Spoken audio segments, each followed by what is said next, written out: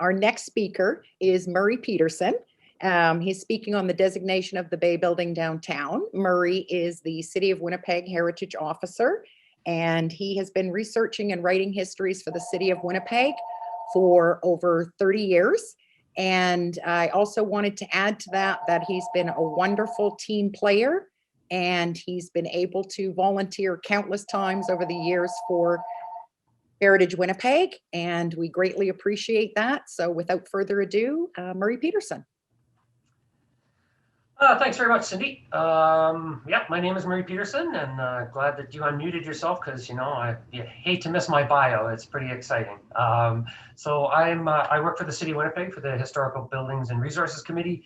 I'm the lead historian, and we're just going to go quickly today through some slides, just explaining the designation process in general, a bit of history on it, and then how that has affected the Bay Building. So if all goes well, we're going to share the screen and we're going to get going here. Just let me know if hopefully everyone can see.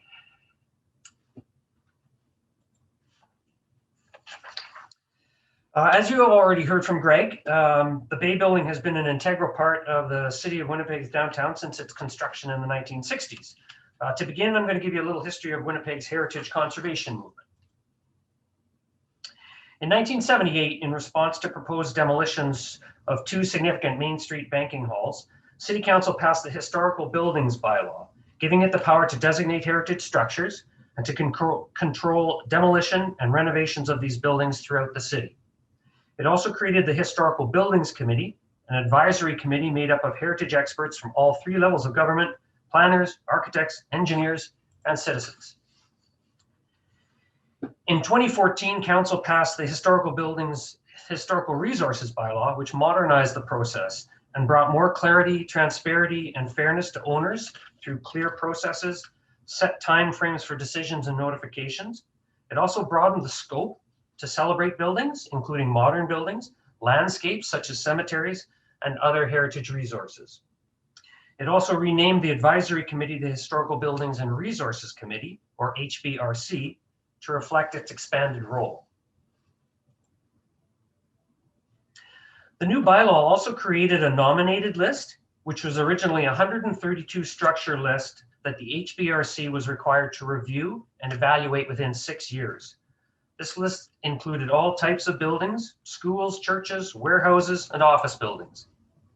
I just want to mention quickly that the time and effort required by committee members to study, site visit, and evaluate all those buildings was incredible, and that the City of Winnipeg owes a huge debt to these volunteers. There we go. Sorry. An important new tool created in the bylaw was the inclusion of character-defining elements, or CDEs, in the designation. Working with the owners, a list of exterior and interior elements was created that included those elements that were key to the building's heritage values. In almost all cases, the list of CDEs was approved by the owners prior to designation.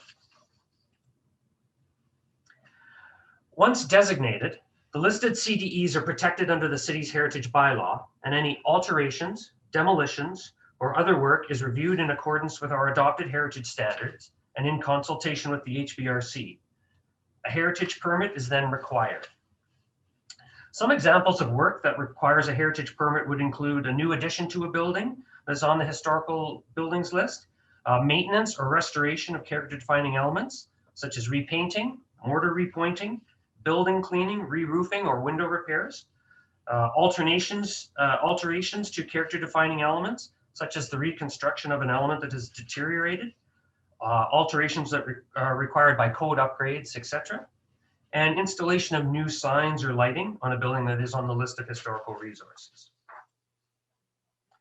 Council endorsed the standards and guidelines, which is a national standard to direct conservation efforts for all designated resources in the city. One of the buildings on the nominated list was the Bay on Portage Avenue. The evaluation process began in 2018 when the Historical Buildings and Resources Committee toured the building. The HBRC recommended designation and Council agreed on March 21st, 2019 over the objections of the owner. Council acknowledged in the designation that the building embodies a number of heritage values as described in the bylaw. It is one of downtown Winnipeg's most iconic and well-known structures. It is associated with the Hudson Bay Company, a fur trading company that evolved into a worldwide retail giant. It was designed by Ernest Barrett, an important Montreal-based architect, and built by the local contracting firm of Carter Halls Aldinger. It's designed in the subdued neoclassic or classical revival style, which became the HBC's corporate style for buildings after 1926. It is a conspicuous building in downtown Winnipeg. And finally, the building's exterior has suffered little alteration. The designation protected several exterior elements. One, the four main facades of the limestone-clad six-story structure. Two, the metal canopy running along the east, west, and north facades. This metal canopy was added in 1956 as part of the building's first major renovation.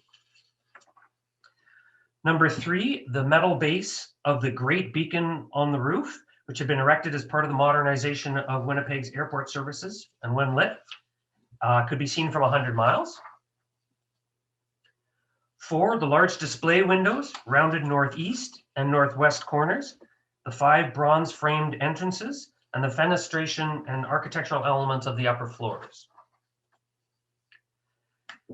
Council's designation also included these interior elements. One, examples of the reinforced concrete structural system, and two, examples of the curved elevator lobby. So going forward, the city expects to work cooperatively with the owners and developers to ensure that the building's long-term viability and its redevelopment follow best practices for heritage work. And that's it.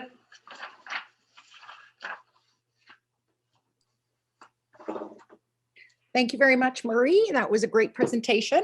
And I know designation for heritage buildings in the city of Winnipeg is very important for protection until a rehabilitation project can be found for redevelopment. So thank you. And we're still waiting for some questions to come in. There's been some comments.